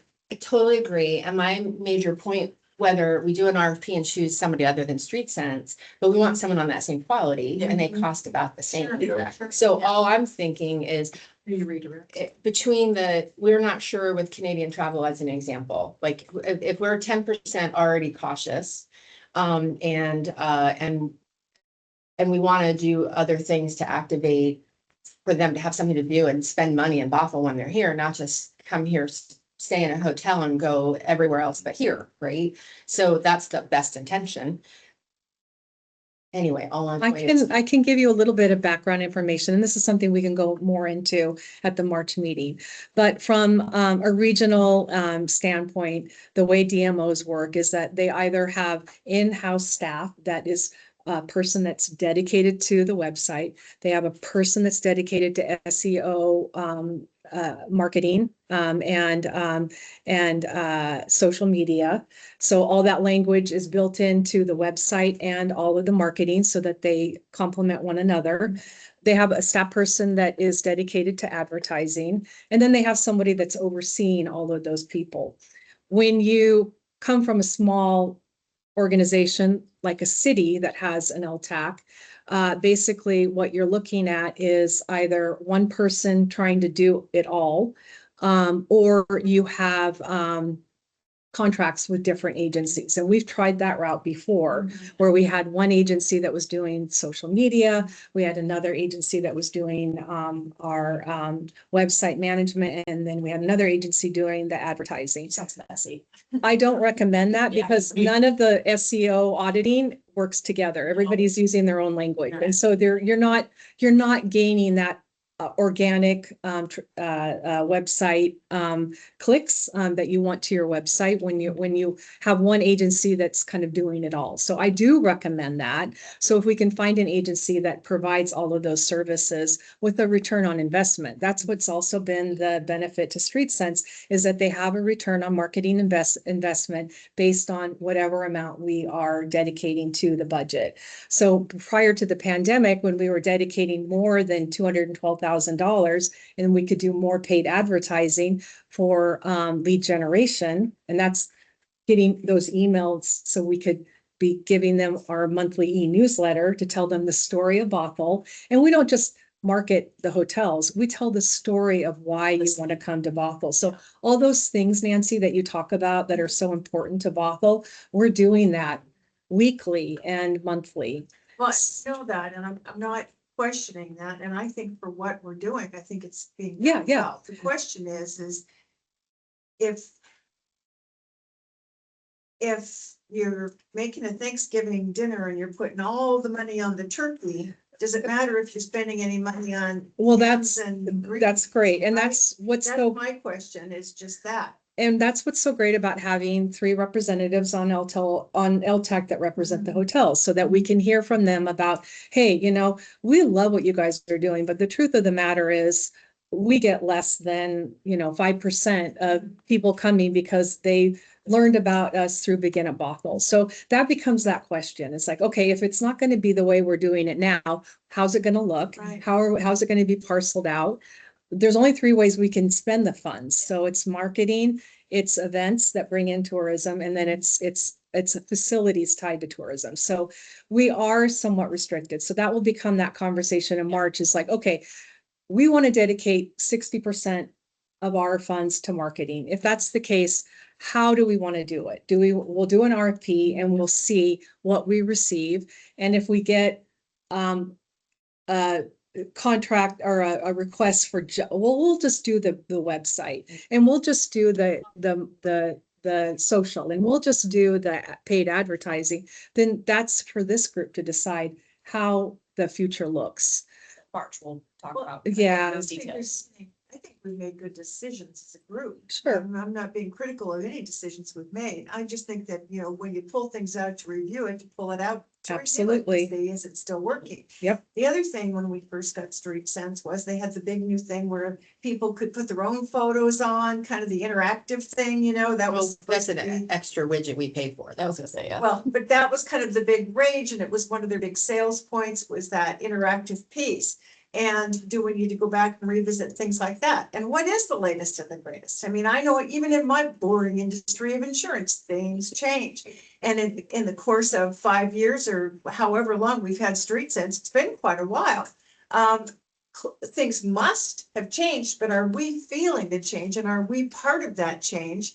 And what does that look like in terms of mixing up our budget? And maybe we still spend X money on Streetsense, but we have them doing something different. So I guess my questions are this: can we get feedback from the hotels and from the numbers about how much business we're actually driving to the hotels through our marketing, our current marketing campaign? And are there other opportunities that we just haven't taken advantage of because we don't even know they're there? Or maybe even Streetsense has got some new thing, or they had really good luck with the interactive thing. Part of it is being fresh and new, because So- that's part of it too. And that, Just really quick, I just really want to quickly, because I know we're running at, I don't want to take Yeah. up too much time, Yeah. but I don't know, Nancy, if you were on the board back, on the committee back when but we had reserves to build a new website Right. and a new brand. And so we had those reserves, and And I'll we go spent a lot of back. money doing it. Yeah, and I'll go back and have that as part of the presentation in March so that you can all see what the dedication was to a new website. So when you're talking about That's a big deal. refreshing, that will be part of the conversation too. Like, is there even enough reserves to do something like that at this point in time? And if not, then if that's a priority, like what are we saving in the future in order to build that back up so we can do a refresh of the website? So those are all things that we can focus a meeting at a time on a couple of different, an overview of this is what we spend our money on. This is what we can, percentage that we can dedicate. And then maybe what I can do is kind of give a granular presentation about marketing and what we've done in the past and how we got to where we are today. Does that sound like a good start? A lot of it I'm interested in is what's the evolution? What's the future of all of this? Because things have changed so fast, but I don't feel like we've changed. And when I look at my own business and I do the projecting and I say, what am I doing now and how have things changed? What do I need to take apart and reimagine or re-put together? I'm not all that creative. Well, and a couple of things I have to say about that is one, I don't think we need a whole recap of the last 10 years as much as maybe in a pre-email reminding ourselves, because we can all take the time to go to the website and do a little homework ourselves. Well, And I just want important either. I'm looking at what's the latest and the greatest. What are the new things that have come along since we did this thing we did? I mean, surely things have changed. And they're always changing. And you know what? It's like literally you can get caught up in the next best app or activation. But I will say that what we have isn't broken. And opening up the can of worms of the conversation, my point was, if we're spending $100, could we spend 80? And on Streetsense to leave us $10 to do other things and $10 to go back in savings because we don't know what the next year is going to be. But it wasn't to say that the value of a good firm doing what we don't know how to do, like SEO. Or don't want to. Right. Or don't want to. That is not. But I do think that we have a really sharp looking tool and there are just opportunities to do a few other things. And secondly, I do question the amount of money and question out of ignorance, but so we get a click through from an ad or an email. But we don't know the end result. We don't know if they actually paid for a hotel with that. They just know, because I get lots of click throughs on my emails. I have like 40-some%. Like the community really cares what I have to say. But did it buy a ticket to my wine walk? No. Right. Well, that's the beauty and the curse of marketing. You invest in it. It's economic development. It's hope. And that's what the Port of Seattle contract grant is all about. It's hoping. It's creating this idea and what will stick and what doesn't. Our Sip and Stay program, it stuck, we didn't completely sell out of it, but it was fun to be able to look at the back end on the website and see how many people from New York City attended. So, we were, it gave you real data. Right. You can tell. No, it gave you real data. It did. It gave us real data, and we get real data for the number of click-throughs, but that is the marketing camp. That is the proof right there. Now, how does that translate into heads and beds? We know what our amount of revenue is coming in every year. And we were right when we had the old website, we were always right around $400,000. And then we kicked off the new website and then the pandemic hit. And even during the pandemic, we were seeing increases. We're now up to about $425,000. So is that enough for a $200,000 marketing campaign? Those are the kind of questions that. Can I ask a question on that? Yeah. Because to me, that doesn't seem like a big increase over 5 years with Streetsense at all. But what's our capacity? Could we only earn ever 450? That I forget that. Like if all the heads were in the beds, what would? Well, we get that through the STAR report. It tells us what the percentages are at our hotels. And we do well in the summer, which is why we didn't choose to invest a lot of extra marketing toward World Cup, because we already knew we would be at 80% capacity. But during the shoulder season, when things are slower and, we're hovering at about 60%. It's not as high. So So if Um, we were at 100% capacity in the hotels. year would we round. get- Would we get 500,000? I mean, I guess my We, question. we could do that calculation. Yeah, Okay. absolutely. Because that tells a story too, That right? gives us. And I know that would never, ever happen all the But time, but that'd be kind of hard because demand's gonna increase rate, Right, right? That's just Yeah. business, Right. right? Yep. There's no way, like if we capped out at, $300 average daily rate, right? Then that maybe, but still, like World Cup, I'm at like almost 400 right now. Yeah. is there an Yeah, opportunity that'd be for us to good. have Makes revenues sense. from another source, or are we restricted by law to have revenues only from this? Only from Yeah, those three. only from Well, the- actually, I take that back. I do. There's an- Our opportunity for generating revenue, and I just thought that would be Yeah, an important thing um, to address. So I could talk a little bit about the Eastside Regional Tourism Quarterly Meeting, if it's all right to move on. Okay, all right. So are you okay with that, council member? Are you still there? Have we lost you?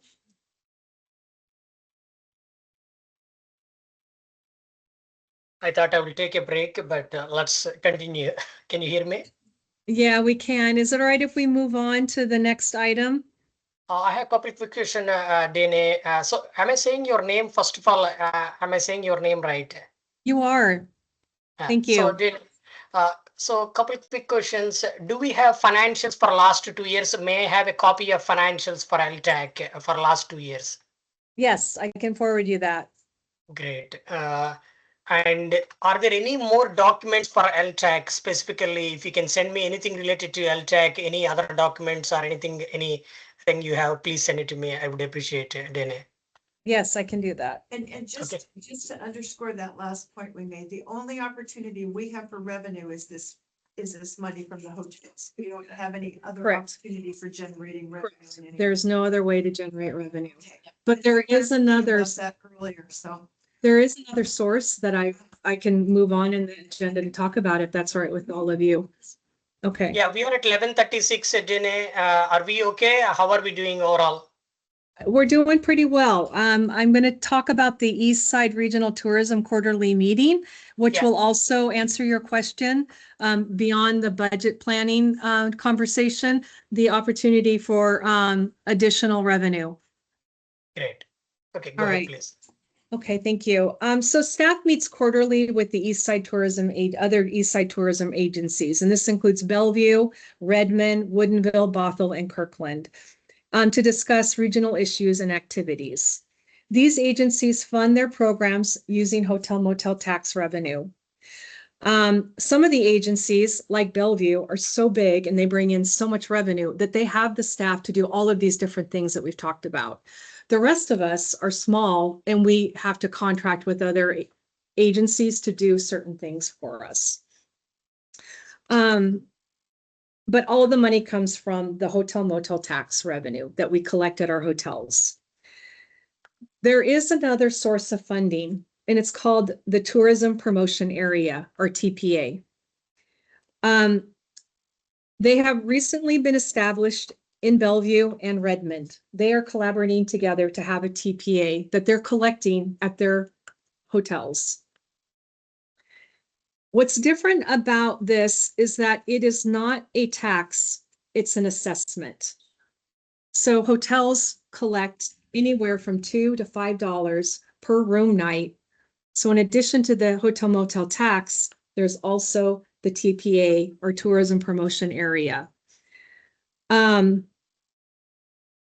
There's also a TPA in Snohomish County.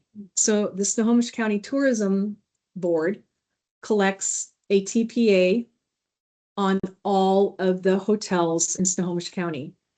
Of the 9 hotels in Bothell, 6 are in Snohomish County and 3 are in King County. So if you go to a Snohomish County hotel in Bothell, not only are you paying a hotel motel tax fund that goes to Snohomish County and, no, I'm sorry, you're paying a hotel motel tax that not only comes to the city of Bothell, but you're also paying a TPA assessment that goes to Snohomish County. We do not collect that amount. Now, we've been having conversations about creating a TPA in King County, and this would be either banning with Bellevue and Redmond, which already has theirs in existence, and they've been doing it now for over a year. Bellevue is bringing in an additional $2.5 million a year from this assessment that they're using on advertising. How many That's, hotels do they have? I don't- Bellevue has a lot. yeah, they have a lot. Yeah. Yeah. So Bellevue has taken their, again, there's no guarantee, but what's happening now is that because they're doing paid advertising in the millions of dollars, the amount of people that are coming to visit Bellevue website has tripled. So again, there's no guarantee that people are going to stay in those Bellevue hotels, but what they're seeing is just an incredible amount of activity on the website. Redmond is looking at creating a pilot program where they have shuttle services from Redmond to Woodinville Wine Country, but they have yet to implement that. So their money's kind of still sitting in that savings account. So we could potentially ban with them, or we could create our own TPA. It has to be a minimum of 2 cities and they have to touch one another. So we couldn't form a TPA with Bellevue and Redmond unless Kirkland and or Woodinville joined. What about the lodge? Do they have to already be collecting LTAC to be qualified, or is it totally different? That's Kenmore, and we're Yeah, not they- having, Kenmore has the lodge, but they missed the boat on the LTAC thing years and years ago. yeah, over 20 years ago. Well, because they didn't have a hotel then. Right, But right. but the point is that, that could be. Yeah, yeah. So that's yeah. So anyway, Why it matters, right? Do you know who you would want to have it with? well, the initial discussion was between just Bellevue, Redmond, Woodinville, Bothell, and Kirkland, because we all touch one another. Kenmore could be a different conversation or a additional conversation, but they weren't at the table when we were having this conversation. They weren't at the meeting. Well, why do So- we have to be aligned with someone else? Because it's, do they share in your revenue? No, once you collect the assessment, you have your own board, and that board determines how the funds will be used. But it still has to be used in the same 3 ways. Is there a reason that we can't just join with the Snohomish County since it's already, or is it just because of the county rules? The county is only for Snohomish County, Okay. but we could annex on the Bothell hotels at some point. So if we had a TPA in place and we got to the point where we're like, we're tired, the Bothell hotels really have to be the ones that advocate for this. But if those hotels said, hey, we're kind of tired of giving money to Snohomish County, we're not seeing the benefit of it, we want to join with the TPA of the King County Bothell hotels, we could annex to and see what happens. So Do you have an estimate of what our 2 hotels that are in it would generate from that? 3 hotels. 3 hotels? $2. Yeah, I've done some rough numbers. It's somewhere a little over $100,000. It's not a lot. And there'd be a lot of administrative costs, right? You'd need a staff person, that would manage the board, and then all the marketing that would happen. In theory, the marketing could be within the Begin at Bothell brand and website, but there's a lot of discussions and a lot of questions that are out there. At this point, I have met with 2 of the 3 hotels that are in King County. They at this point are just asking for information. What is it? So that they can go to their executives and have that conversation about whether they want to be involved. I should add, though, that a majority is the way that it goes. So if one of the 3 hotels says, we don't want to do it, and the other 2 say, yes, we want to do it, we move forward with doing it. And then the legislature would apply the assessment on all 3 hotels once it's passed, if it does pass. Yeah. So there's a lot of questions. There's a lot to do. It's a lot of work. It's just that very beginning introduction of, hey, hotels, does this sound like something that you'd be interested in being a part of? And then if you did it and it was, would you be able to annex the other ones before you start, or it has to be in process and then they want to move over? Yeah, Okay. they would need to really take the initiative and say, hey, we want to do this. So. But it's a good exercise for a long-term revenue driver. It's a perfect example of what economic development could be. You know, it's always thinking, and it's like marketing, you know, you're thinking of new ideas, you're coming up with new ways of doing things. And you just, in some cases, you won't know until you're actually in it.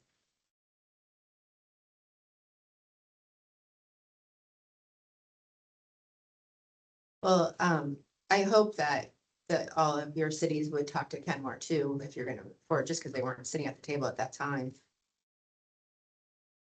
Okay, I will make sure that Thank you. Adam led the meeting. He's the executive director for Woodinville Wine Country. But now that he's gone, I will take over the baton for that, and I will arrange the next meeting, and I will reach out to the economic development person for Kenmore and invite them to the table as well. We have 3 hotels in King County, right? And the rest are in. In Snohomish County, yeah. 6 and 3.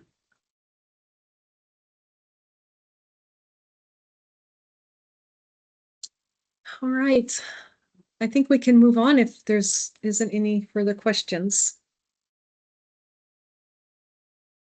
Does that sound good to you, council member? Oh, Yeah, I have yeah, one please. question about that. Is that a something you wouldn't want? Because it would like, not you, but I mean, like, because that's another burden on your hoteliers. Me is me. um, Yeah. My last name is, and Yeah, so like, it's gonna be Mm-hmm, pitching it to Shannon, you know what I mean? mm-hmm, And I don't know what other locations have that, you know, Mhm. Kennedy School has something like that, because they're in Portland or all that, right? Yeah, Portland As has a hotel PPA. business, no, I don't think that it's a bad thing to just have a $2, like, you know, I wanna say surcharge, but like Tacoma does stuff like that too, they'll just, the taxes here, lodging taxes here, and then there's like, you know, whatever fee, Mhm, $1.50, it's just a flat fee, right? I don't think that's out of the ordinary for people, and I don't think that people are. I go to New York City, they have them for sure. Or Yeah. like Just 4 long. lines, yeah. Yeah. So if you're paying for cab. But I mean, it's unfortunately, it's just not something that I can speak. Yeah, Me, yeah, whatever. Makes sense, yeah. Okay, Holiday Lights, the current 2-year Holiday Light contract concludes this month. We did it for the 25-26 year. An RFP was issued to decorate downtown Bothell with holiday lights with a 44,000 2-year budget. We received multiple proposals, and the vendor that we're currently using that we had used prior to that was selected again. The contract covers the white lights and the garland on the poles along Main Street from Bothell Way to 104th, and from Highway 522 to Reeder Way, which is where McMinimans is. As you may recall, in the past, we've only done Main Street, but LTAC wanted to extend the lighting for the holidays and do Bothell Way. So we went from we doubled our contract for the holiday lights. The contract covers the lights, and also covers the maintenance. So as I was driving down here, I noticed that 2 of the lights were out. So I'll be contacting them. They've been great. They're a fantastic business. They come in immediately and fix things, but they'll be removing those in the next week or 2. So that will be part of the March conversation as well. What are we interested in doing in the future? Do we want to continue doing that? Are you excited about that from an economic development standpoint? Do you feel like it's heads and beds? All those kinds of questions we'll be discussing as well in March. I just have one comment on that. We now have those little lighted trees on Main Street. Which is not part of our contract. Thank you No, for. I know that. Yeah, I know yeah. that. And not But permanent. it illuminated Main Street. It's very, very nice. I thought it was very festive and vibrant this year. But I did wonder, because we're always looking at our budget and saying, what do we need to do? Would we need to put those lights on the poles again on Main Street? If the city's gonna continue to light those little trees, does it make a significant difference to the look of Main Street to have those poles lit? And while they're still lit, I guess I would just ask us all to stick our head out the door tonight on our way home. And really say, if the light poles weren't lit along this stretch, is this a place where we could save some money when we look at this contract? Is there enough lights with the little trees? And I'm looking at you just because I think you know the answer. Are we gonna keep lighting those little trees? Yes. Cuter than heck, by the way. So rather than doing the bistro lighting, which was pole to pole, we went with the trees this year to try that out. We're also, that's a 24-month contract, so those are staying in place. Yeah. They're programmable too, so that the really nice thing is, as you have certain celebrations down there, you can make sure that the lights sort of meet whatever that color is Yeah. to represent. So we plan on keeping that infrastructure in place. There are some challenges on Main Street, and we've talked about it before, but infrastructure's probably the number one thing, right? I mean, the electricity at times, the electricity at times, it doesn't, it's not, it wasn't built for this. So, as we think about sort of the bigger picture, I think we have to start looking at placemaking and the infrastructure that is truly needed to do that on a regular basis. You think about electricity, you think about public restrooms, you think about, some of the spaces and what the needs are to bring in, those elements that create sort of that atmosphere. So those are all going to have to be part of a discussion as we move forward, because the infrastructure that exists today is not capable of supporting long-term sustainable programming. Is that an LTAC conversation, a city conversation, or both? It's likely both. Well, you said we were gonna speak about it in March as well, right? The lights. The holiday lights, yeah. Yeah. Yeah. I just thought it would be nice to just do a personal assessment of Main Street over the next couple of weeks while the lights are still on at night and say, if we didn't have the light posts lit, would we miss them? We'll make a better decision. Yes. Yeah, that's a great point. All right, that's all I have for staff report. Thank you everyone for your time. Okay, so moving on to committee reports, I see we do not have any, we currently have no active committees, but feel free to encourage LTAC to speak.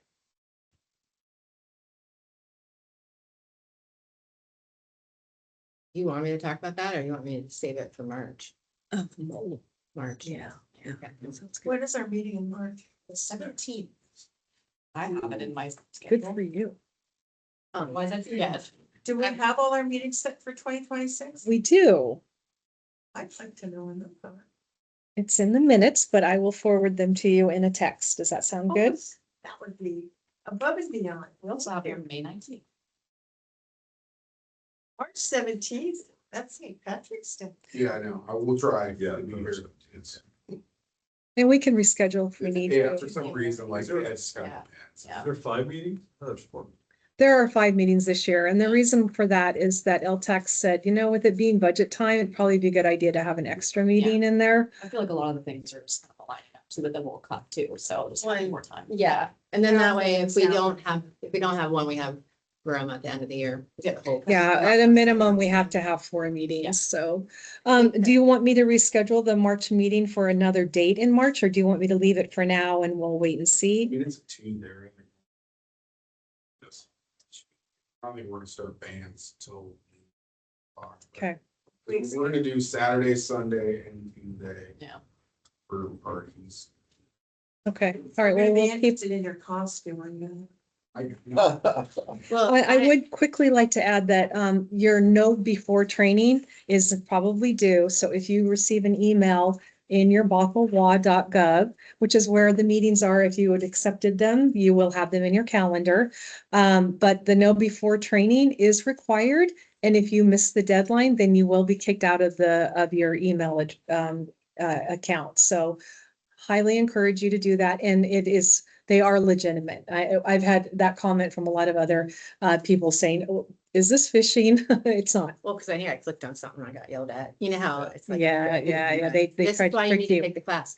But I went to look for the meetings, and even if I'm invited and didn't accept, it should be on my calendar, and I didn't have visibility in my city email. So can you send a calendar invite out again, and I'll look for it? Because I mean, in my own Outlook, when I haven't accepted it, but I've been invited, it shows up with a dotted line around it. And I had to go back in my notes to find this meeting. So when you went into your calendar for under bothellwa.gov, not your work or your personal. Yep. You didn't see anything? Okay, all right. And Thank you. but just in case, I appreciate it. I mean, I know them because I went and researched it, but I'd rather have it on my calendar. Okay. Would it, I made a one pager. Can I give it out for them to have, think through for next time? It's up to you. It's if you want to. Yeah, Well, we absolutely. talked about it, yes. Yeah. Prepared. Yeah, that would be great. I mean, you can present on it too, or if you'd like. It's Well, up I'm to gonna you. give you a 2 minute, because we've talked a lot about some of this stuff, is one of the things that we spend money on is the visitor center, right? And so we also are considering, do we have extended hours during World Cup? So what I put together was on the front page is why it matters now, very briefly, and then on the back, kind of a discussion.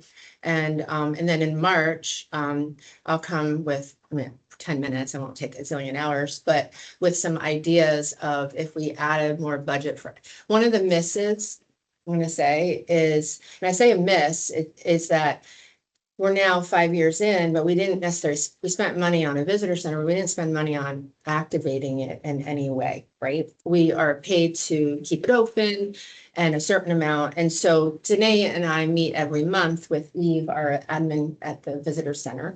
And we just talk through like, well, what would that look like as coming into a new budget?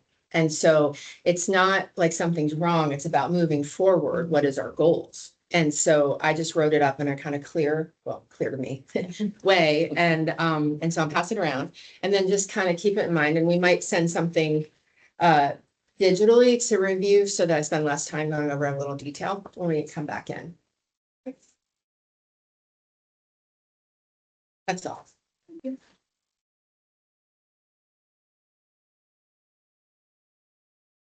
Dene, can you hear me? I can. On the top of your here on the camera, can you click on the camera? You will see standard blur. I see right now blur. Only one person I can see it. Can you do none when you see backgrounds on your screen? Do you see camera like on the top? Is it on your laptop?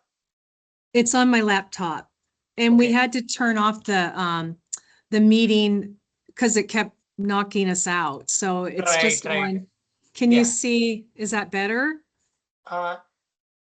Camera, when you see camera, there is a down arrow. Under the down arrow, what do you see? You see none and standard blur. Do you I see see them? standard blur. Change it to none. Okay. Sorry about that. Yeah, now I can see everybody. I was only able to see one person when it's blurred. Everything is blurred. Yeah, now I'm I can see sorry. you. That's okay. Thank Okay. you. Okay, we can continue. Thank you so much. You're welcome. Okay. All right. So, by the way, just a question on the curiosity on the committees. So we can create committees under LTAC and we do not have any committees right now? Correct. That's your job to do, council member. If you have committees you'd like to put in place, you can create those committees. Got it. In the past, have we created anything, Dene? Have we created and what? The last committee that was in place was Nancy and Sandra met to talk about the concept of developing a grant program for the use of events and activities. Got it. Okay, understand. Very good. So that was the only committee we ever had in the last couple of years, for example. Correct. Got it. Okay. Okay. Thank you. Definitely we should look into it, I think. Sandra, you have any other ideas or anybody have any other ideas in the room for committees? Just ideas. Well, I Anything? think the reason that sometimes committees are good is that we can spend an hour talking about whether we should have a grant program. We kind of came back and said no, or we advised maybe no and said why, and then we moved forward for this budget cycle. We put it on hold for this budget Right. cycle. But I think that probably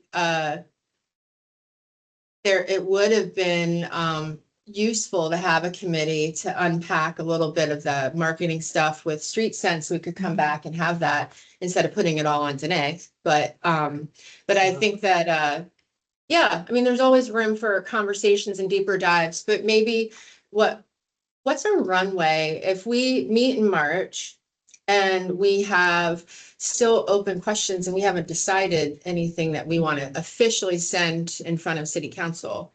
We have plenty of time. Yeah. The process is will begin presenting to council in the third, fourth quarter of this year. Okay, well, you say plenty of time, but we only meet every few months. So we're gonna meet in May. So we could come back as a committee if it was needed in May and still have plenty of time, is your point, right? To talk to have something to give to city council. Correct. Okay, then I think Prasad, that would be where it might come in useful is if we have more discussion in March and want to break out and bring it back to the team. I'd also Yeah. be interested in knowing what some of the other LTAC committees do that are around, you know? Yeah, what- I mean, let me where- do some research. Definitely, I just wanted to pick the brains in the room. If you guys have seen anything, if not, it's on me. I'll try to do more research. What Yeah. committees we should have it because we Yes, are meeting every quarter. So the committee can meet every month. Is that right? I can go back, but Dene or anybody can help me. So if we have a committee, can committee meet every month, irrespective of when LTAC meets? Committees can meet as often as they'd like. My job is to provide any information that the committee may need to help them present their proposals or their ideas to the full commission. And then the commission can meet more than 4 times a year. It's just, for example, when we were building the new website and the new brand, we were meeting every month. Oh, nice. So that was something that was necessary at the time. But then as the program of work became established, it wasn't, the committee at the time didn't feel it was necessary to meet once a month. So it really is up to the committee how often they'd like to meet. And I would like to also say that after working with the surrounding cities for a long time, since 2013, different cities, LTAC is written up a little differently. And none of them are better or worse. It's just a different interpretation. And so, for instance, Woodinville's is a lot more loose than Bothell's. So I think they're just, when we go, well, this city is doing X and they're allowed to, why aren't we? There's usually reasons in the fine print of how they disperse the funds and who's on the committee to disperse them. And stuff. And when I say committee, I should mention Not that, committee, but group. well, it's called the Lodging Tax Advisory Committee. So it gets confusing. Like, we are a committee that meets right now 5 times a year, but separate committees made up of the full committee can be established. So I hope that clears up the word. Maybe we need to come up with a different word for these kind of subcommittee. standout. I don't know, maybe subcommittee. Subcommittee. Yeah. Yeah, that sounds great. One more Subcommittee. question. The interpretation of how our money gets used. Is that a state mandate about this is how the money Yes. gets used for LTAC? Yes, And then different LTAC committees interpret it differently? correct. Okay. Correct.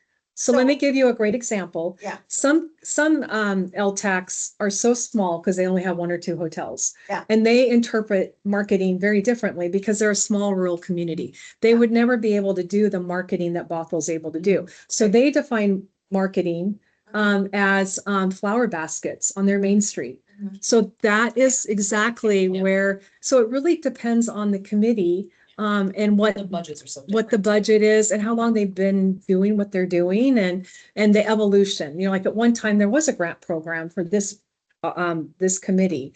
They re-granted for events and activities. The problem that was happening was that the events and activities were not tourism driven. They were localized community events that didn't bring in overnight stays. And then the pandemic hit and we couldn't do the project and then we lost revenue. So those were the reasons behind why that particular funding source has not occurred recently.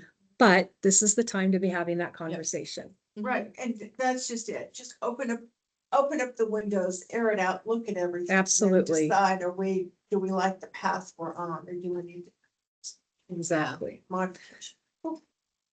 Okay, Okay. great. So for the next meeting, we have March 17th, 10 a.m. And one of the item I would like to add, if it is okay, for 2026, just for my understanding, like a budget, what are we budgeting for 2026 and how are our expenses? How much are we negative? I think I heard that we are tapping into the reserves. I just wanted to have a little overview, if at all possible, if that's possible. For the meeting to have a line item on the agenda to talk about where we're at for the 2026 budget. Is that what I'm understanding? Yeah, Exactly, 2026 budget and both revenue and expenses, how are we looking at for 2026? Okay,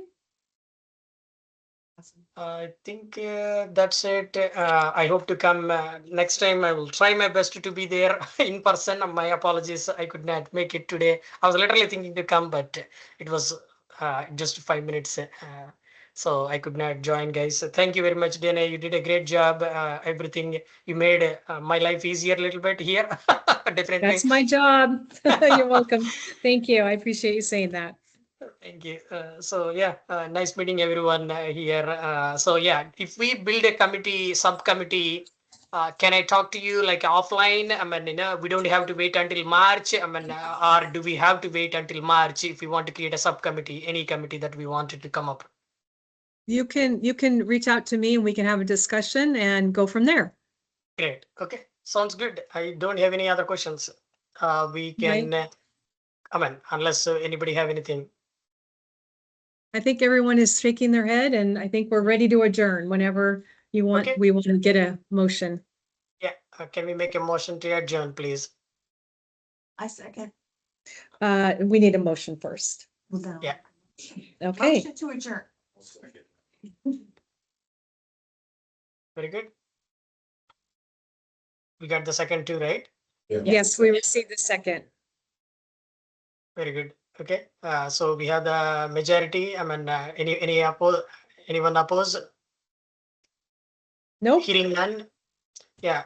I mean, motion passed to adjourn today's LTAC meeting at 12:05 p.m. Thank you very much, everyone, for joining. thank you. Thank you, everybody's flexibility with the technical issue. Appreciate it. Thank you. No, it worked. I mean, only I think the camera part, it was good, but it was dropping me. I thought my internet was dropping me. No, it was ours. Thank you. But this worked. Thank It you. was so nice to meet you. Same here. Thank you. All right, I'll reach out to you in an email and we'll find a time to connect. Yeah, if you could send me the financials, whatever you have, that's great. Anything so that I will try to read it a little bit more and deep and come back. And we can have one-on-one meeting, or I can come back to the office. Okay, sounds great. Thank you. Bye now. All right, bye-bye.